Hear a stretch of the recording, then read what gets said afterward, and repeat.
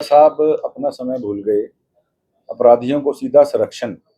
जितने गुट कांग्रेस में हैं, मैं बताना नहीं चाहता किस प्रकार से इनके जो नेता रहे हैं, उनके नेताओं का आपराधिक रिकॉर्ड देख लीजिए। जो इनके खुद के उस समय के मंत्री विधायक रहे हैं, उन सबका आपराधिक रिकॉर्ड चेक करवा लें। और खुद इन्होंने संरक्षण दिया, उनका आपराधिक। अब उन लोगों को एक एक करके हरियाणा की जो सरकार है, इस हरियाणा से बाहर निकलने के ऊपर नायब जी की सरकार विवश कर रही है, लगातार पुलिस कार्रवाई कर रही है। तो ये दर्द कहीं और किसी चीज का दर्द जो है, सुरजेवाला साहब को बिलबिलाहट हो रही है, आप समझ सकते हैं। और ये अपराधियों के ऊपर लगातार एक्शन इस नायब सरकार में लगातार जारी है।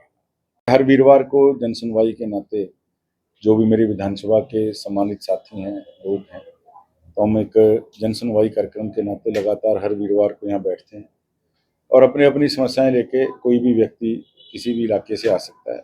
आज भी सैकड़ों की संख्या में साथी आए हैं। कुछ साथियों को मौके के ऊपर निदान हुआ है, कुछ अधिकारियों को निर्देश भी दिए गए हैं और आगे भी ये क्रम ऐसे ही जारी है। केजरीवाल जी, मैंने जैसे पहले भी कहा, बाय एक्सीडेंट पॉलिटिशियन हैं। राजनेता कुछ आदर्शों और असूलों के साथ बनता है। आप एक झूठी बात करके कि कांग्रेस और बीजेपी से कभी भी नाता नहीं रखूंगा, और आप किस प्रकार से कांग्रेस से हाथ मिलाकर दिल्ली में सत्ता को आपने काबिज किया, ये मैं नहीं कह रहा, पूरा देश जानता है।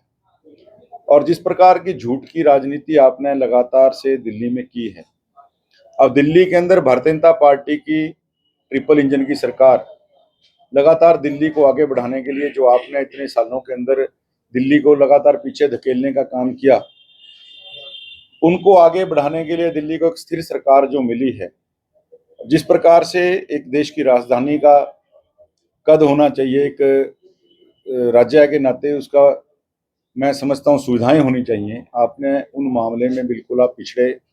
और आज आपको जब पंजाब भी आपसे खिसकता दिख रहा है, तो आप अपने केवल उस झूठ की दुकान के अंदर केवल बातों से झूठी राजनीति करने का आप काम कर रहे हैं।